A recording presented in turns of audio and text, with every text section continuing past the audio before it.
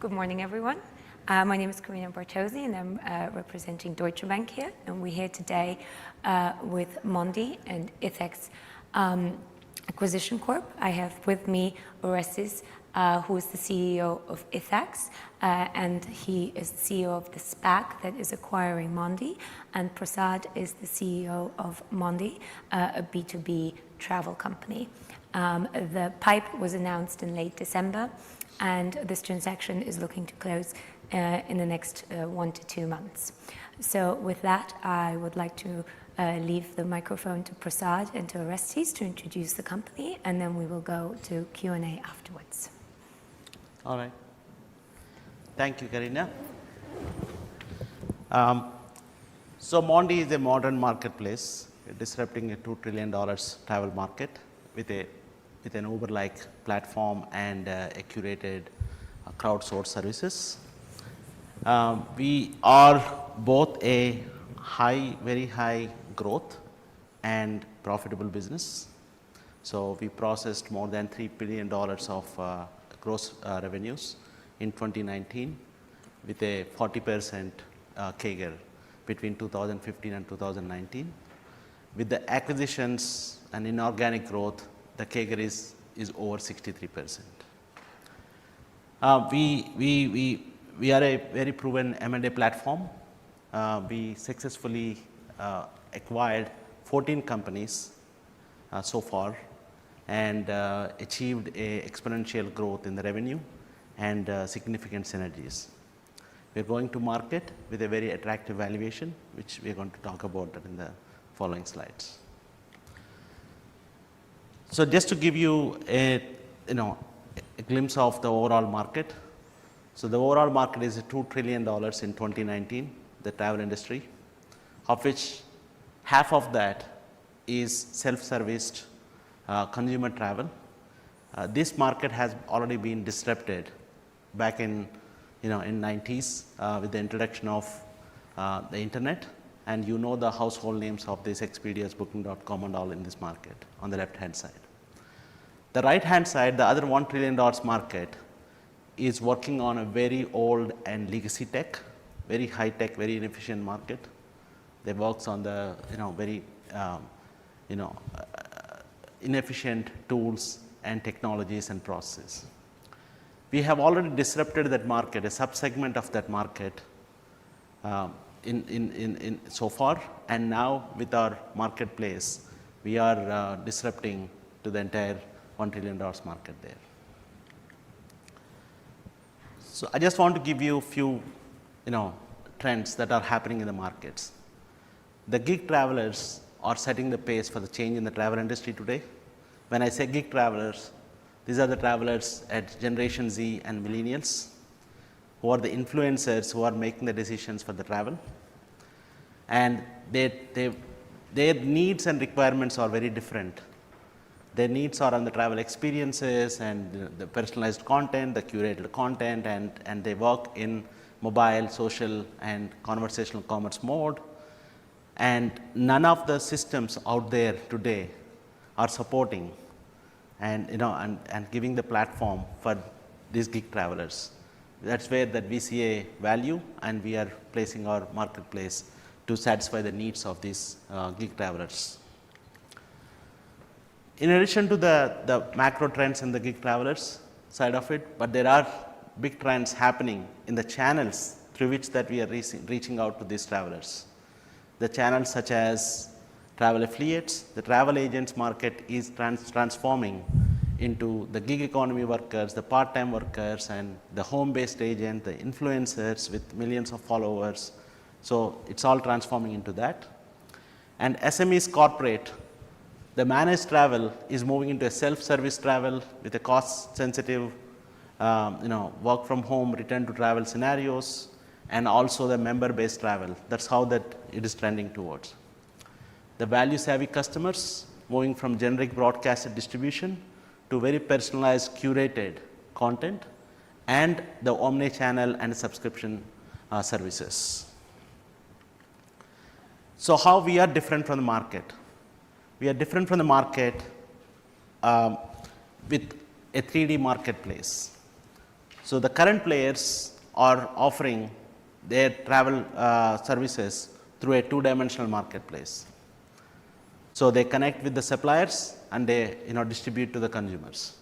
It works in the two-dimensional mode.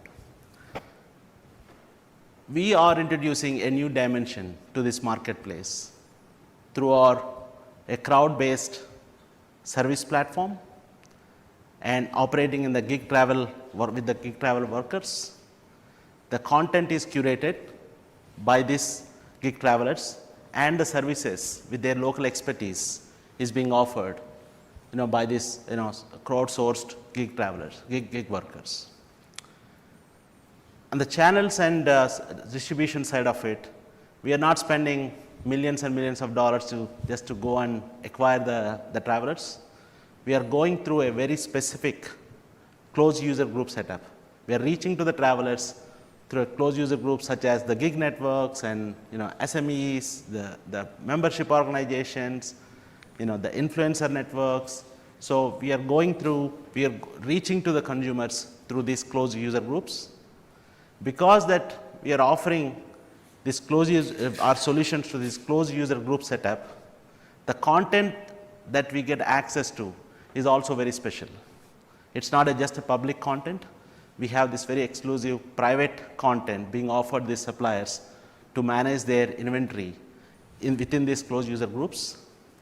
On top of this private content, we actually worked on the user generated crowdsourced content, which is very unique in the market, which is being offered by this third dimension that we are introducing. To give you a little bit background about our business, we started in 2011 and we acquired few companies. By 2015, we achieved $25 million of revenue. That's when we launched our technology platform for the first time. Between 2015 and 2019, we have grown substantially at a 40% CAGR, and with all of our acquisitions happened in 19 and 20, if you consider that, our CAGR is over 62%. Most importantly, our market share is expanded from 1.9% to 4.6%, with a 2.4 times growth within this period. Just to give you some details about the revenue streams. So, historically and traditionally, our revenue streams are primarily from the customer markups and the suppliers' commissions. However, in the last few years, we have expanded our revenue streams into ancillaries, the fintech platform, subscription revenues, which is very sticky, and it increased our revenue per ticket dynamics substantially. We moved from $30 per transaction to $50 per transaction during this period with the introduction of this new revenue streams, which we feel that this is going to add a huge value in the future scenarios. The second engine of growth for Mondee is the M&A platform. As I said, we have acquired 14 companies so far, and of these 14 companies, we plug into our platform and got 3 to 4x return.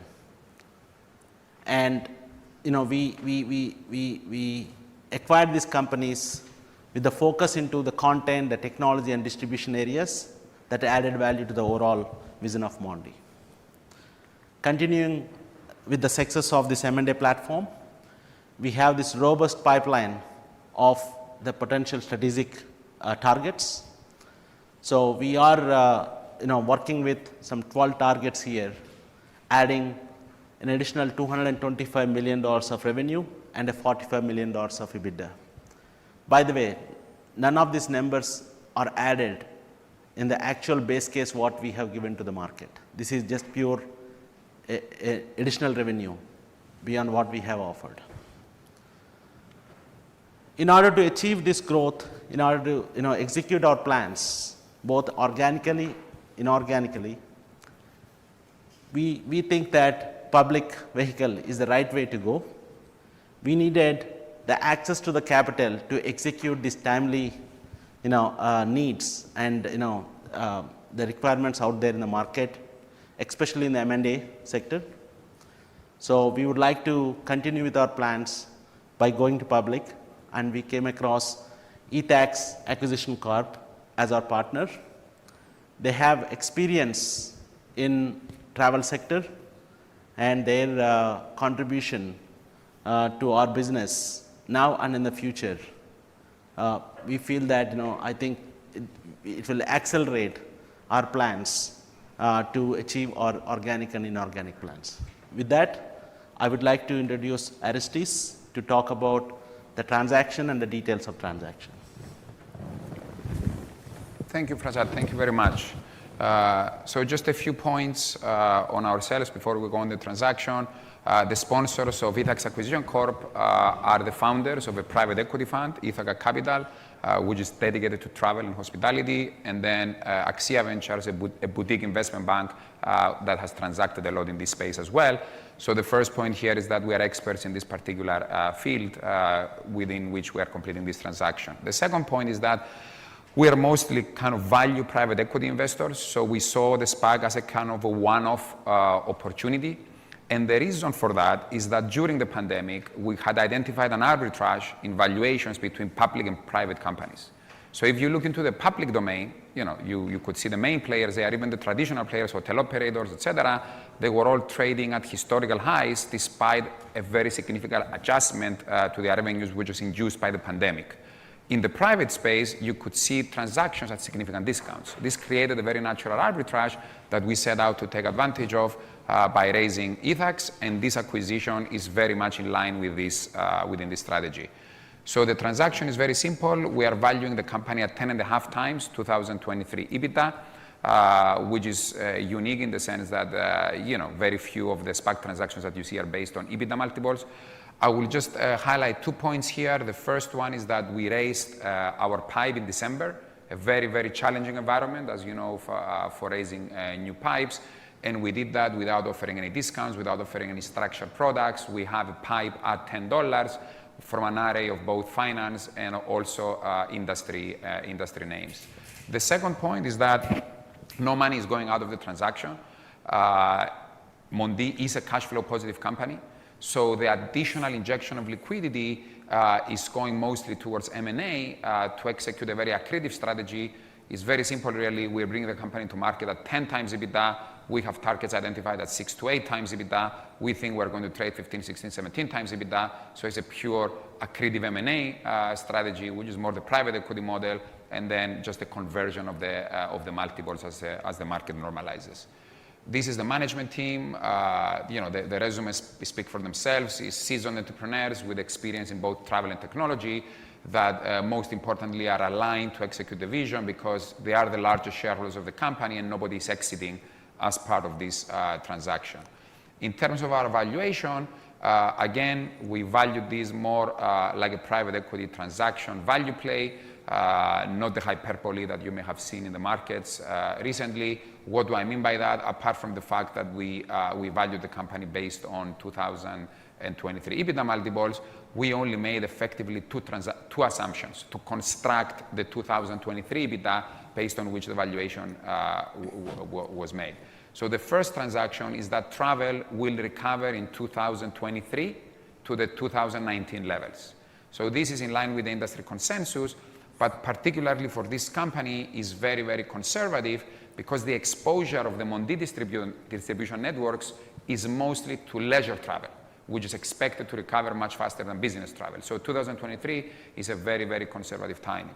The second assumption we made is that the revenue per transaction would increase from $31 in 2019 to $42.6 in 2023, and this was as a result of the diversification of the revenue streams that Prasad mentioned, away from just the supplier economics and customer markups to more sticky revenues such as fintech, insurtech, martech, etc. Now, this transformation has been much speedier than what we anticipated.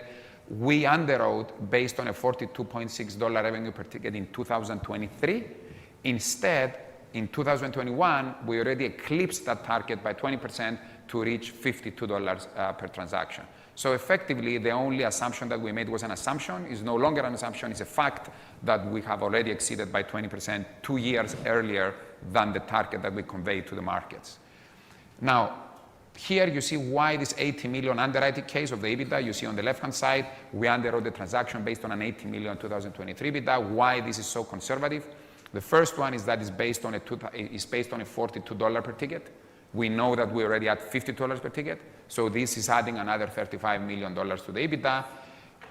Prasad showed to you how every few years this transformative company is doubling or tripling its market share. When we underwrote the case, we assumed that the company would have no growth in market share until 2023. So if you add some moderate growth in market share there, you get additional EBITDA in the region of 20 to 30 million. We have new subscription products that we speak about later on that we didn't even include in the underwriting because they were only launched in the second half of 2021. Those products already have tens of millions of users. We didn't assign any value to those. If you add a very conservative estimate there, you are adding another 20, 30 million of EBITDA. And then, of course, we haven't included the M&A strategy. So we have underwrote based on an 80 million kind of worst case scenario. If you add all these levers, you are talking on a more blue sky scenario, over 200 million of 2023 EBITDA. Here is actually the historical financials of the company and the future projections based on which we underwrote the transaction. I'll just make 2 points here. The first point is that in 2020, despite the catastrophic impact of the pandemic that led to a reduction of more than 80% to the revenues of this company, it only lost 12 million of negative EBITDA, unlike most of the players out there in the marketplace. And then the second point is that 2021, we underwrote the transaction based on 65 million of net revenues. As you can see, we closed the books a few weeks ago. We already exceeded that by more than 40%, closing the year with more than 90 million of net revenues, which is clear overperformance, which we anticipate is going to continue in the foreseeable future as we write our story in the public markets. Now, in terms of our comp set, Prasad explained how we are an Uber-like platform and how we have subscription-based Netflix type of products. We could have come here and showed you Netflix and Uber as the comps, right? And then we'll be talking about billions of valuation.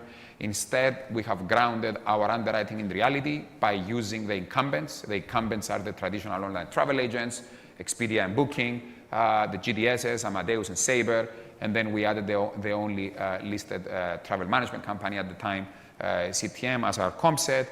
This is one of the most important slides for the value investor. You look at our comp set. Let's start from the bottom part. You see the CAGR, the growth, the revenue growth. Our comp set is growing 7, 10, 13% year on year. In the same period, we grew 40%. So 5 or 6 or 7 times faster than the comp set that we have used to underwrite the transaction. Then going to the top part of the slide, you can see that we are coming to market at an 11 times EBITDA minus CapEx. We think it's more relevant a metric than just the EBITDA because some of the players have a higher or lower CapEx. So adjusting for CapEx, we are using an 11 times multiple. Now, the comp set, which is growing 5, 6, 7 times slower, is now trading between 14 and 21 times that metric. So when we underwrote the case and raised the pipe, it was a 30% discount to the comp set. There has been a rally since then in the travel market. Since the end of the year is one of the very few trades that has worked. So now we're almost at 50% discount to a comp set that is growing 5 or 6 or 7 times slower. Last but not least, I mean, if you take the entire travel market to be an indication of value beyond travel marketplaces and beyond travel technology companies, take, for example, hotels, right? The average hotel operator now is trading 15 times EBITDA, right? And the average hotel operator is 3 times levered and also is growing 4%. We are bringing you to market a cash flow positive, high growth company growing 10 times faster than, for example, the average hotel operator at an almost 50% discount. So this is the value proposition that makes Mondee not just the most exciting story in travel tech out there, but the best risk-adjusted trade for somebody who wants to take a position on the recovery of the travel market. So to summarize, we are excited about this opportunity for at least 4 reasons. First, it's a highly disruptive business model. It has already proven itself by disrupting a corner of this 1 trillion market, and now is predictably going beyond the wholesaler freight market to disrupt the hotel, car, cruise space, and going in distributions beyond the original travel affiliates to capture gig agents, the influencer community, small and medium enterprises, etc. Number two, in addition to being a disruptive high growth story, is clearly a value play with an established profitability of almost 50 million EBITDA historically and more than 3 billion of transaction volume, which mitigates the risk of investing in a typical high growth scenario. Number three, you have an accretive, compelling M&A strategy. Even if you don't believe anything of what I said until now, we are giving us the money at 10 times EBITDA, we're turning around and investing it at 6 to 8 times EBITDA. Simple math, right? And number four, all this in a very compelling valuation, which is almost 50% discount to a comp set that is growing at a fraction of Mondee. So all this together make this a really, really compelling investment opportunity. We're open for questions. Actually, if I may start with some questions. Prasad, you mentioned earlier that you have a different product offering. Could you, to your competitors, could you please elaborate what makes you different from your competitors and what do you do that they cannot replicate exactly? Sure. So to start with, the technology platform is our differentiator.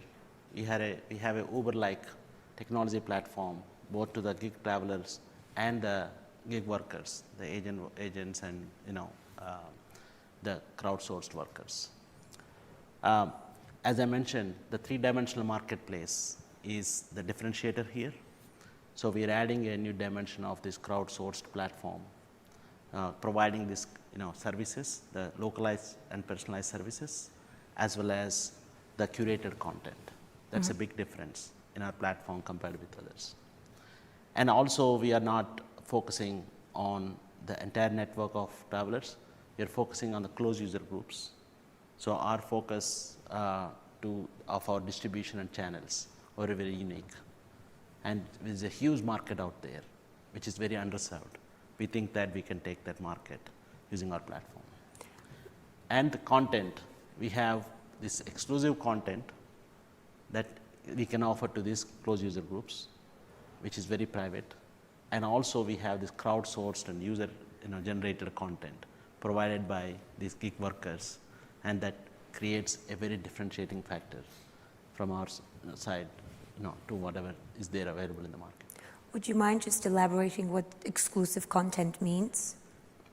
So exclusive content meaning, because that we are not offering to the general public, and hence that it's more than just a public content. It is the value content provided by the suppliers to a specific channel of users, and to make it exclusive and make it unique. To add to that, just to clarify a bit that question. So the way that the industry works is that the suppliers traditionally, the issue they have, both the hotels and the airlines, is excess capacity.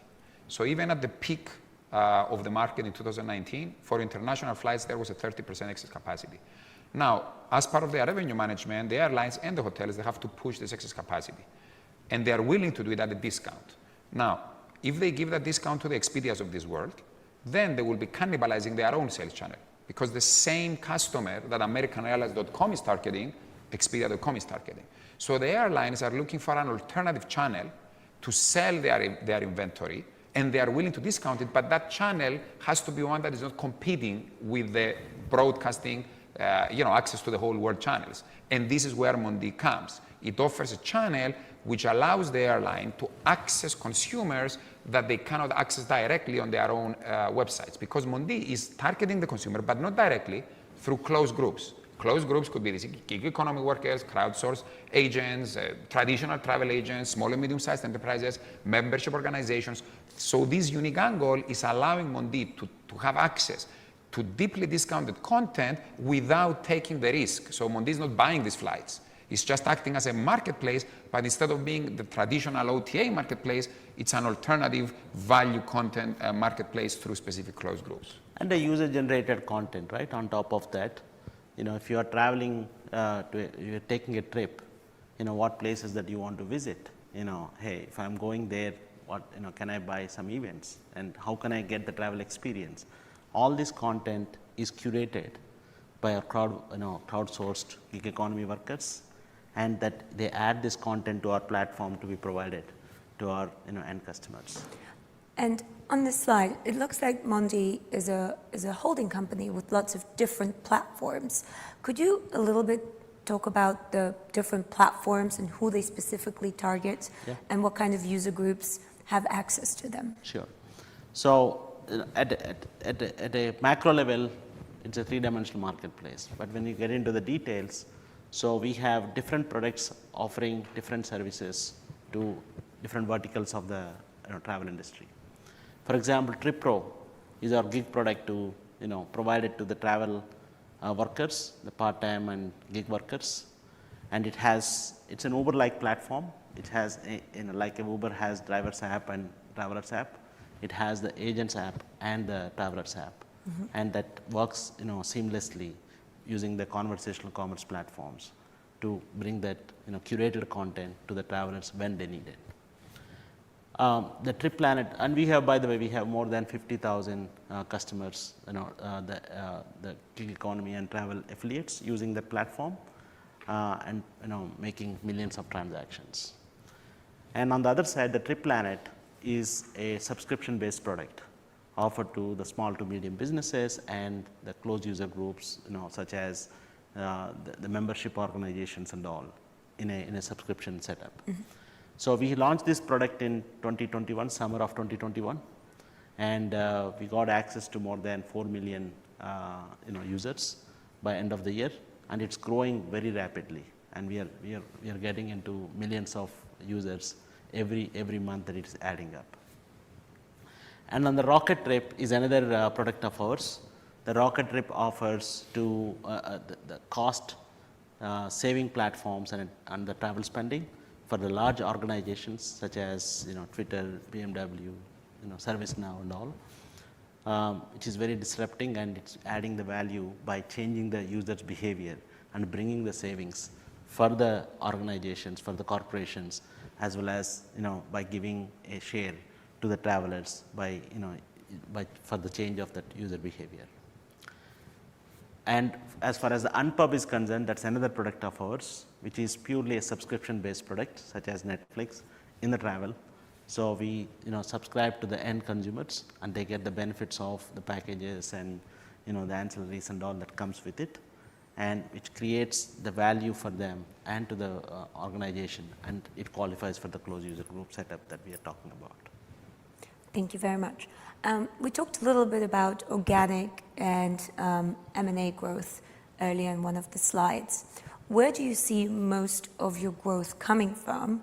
And if it is through M&A, what type of assets are you looking to acquire? So for us, the growth is growth. It's coming with the two engines, the organic and inorganic. So the first engine is the organic engine, where that we are expanding geographically. We are a North America-based company. Now we are expanding geographically into Europe and to Asia and other areas. And we are expanding the product level also. So we are more on the air and hotel side of it. Now we are moving into cruises, the tours, and other the user-generated activities, right? That's one area of expansion. At the same time, the second engine is the M&A. So we are achieving this growth and fulfilling our plans, right? With the strategic acquisitions, we are looking in the content, distribution, geographical targets that we have in these areas, and we are plugging them into this whole ecosystem to create the value and to generate this growth. So, for example, in the past you mentioned you did some M&A and you bought up the smaller wholesalers. What type of M&A specifically, can you give a few examples of the type of companies that you would look to acquire? Sure. So we acquired companies like CTS, C&H. These are the travel wholesalers. You may not hear the names of this, but they are the ones which has been providing this wholesale transaction to the retailers. That's one set of companies that we acquired. And we acquired Rocket Trip, which is a corporate side of it for the cost saving platform. We acquired Rocket Trip. And we have various brands that we acquired in the content and distribution side of it, as well as different focusing on different verticals of travel. And to add to the question that Karin asked about the future M&A, I mean, Mondee now, through organically and through M&A, has become the leader in wholesaler sales to travel affiliates when it comes to air. So as part of our M&A strategy, we are looking to very predictably add content and disrupt hotel, cruises, car rentals on the content side of the business. And then on the distribution side, our M&A is going to help us go beyond travel affiliates and enhance our presence in small and medium-sized enterprises and other membership organizations. So we are using effectively the M&A to complement the organic growth and accelerate, a company that is already growing at a very, very fast pace. Thank you so much, Orestes. And just to address the elephant in the room, COVID must have had a big impact on your business in 2020, and you were talking on one of the slides that you are exceeding your projections and that your recovery is going well. Could you tell me more about what happened during COVID to your business, and if you took advantage of the situation in any way through M&A or other ways, and what you're looking to achieve in this post-COVID world? Sure. Of course, the COVID-19 has a lot of negative effects, but there are certain things that we have done right during this COVID-19 time period. We have done 7 acquisitions with a very good pricing, and those acquisitions are very strategic in its nature, and that adds value to our overall plans in the future. So which is one big undertaking, and we have successfully completed and integrated of those companies. Then we worked on our revenue stream, expansion of our revenue streams. So as I mentioned, historically we are making money on the customer markups and supplier economics, and we added the fintech solutions, and we added this ancillaries, subscription-based solutions and all, which increased our revenue streams and expanded the revenue streams to a different level. So it's all happened during the COVID-19, and a little bit before to that. The trend started, but it's being accelerated during this period. And then we focused on building the technology platforms. Like I said, the Uber-like technology platform, we expanded that to make the 3-dimensional marketplace complete, that is set for the current and the future needs of the travel, which is going to make the disruption in the market. Of course, the fourth one is that we deployed the technologies to automate the functions, and which gives us a very cost-effective solutions for our growth. Even though scale is going to happen big way, because that we have this cost-efficient solutions and technologies that we placed it totally support the overall infrastructure. And may I add, Karina, another thing that happened, COVID acted as a catalyst to accelerate certain trends that we're already seeing in the market. So for example, the travel affiliate market where we operate was already very fragmented. What happened with COVID, it became even more fragmented. So to give you a typical example, the typical travel agent before COVID was working in an office setup within a group of 20, 40, 50, 100 other agents. What we saw even before COVID, with the shift in the sharing economy, many people chose to become home-based agents, etc., which a trend that was accelerated by COVID again, because many were laid off, and many, as a lifestyle choice, they chose to become independent practitioners working from home.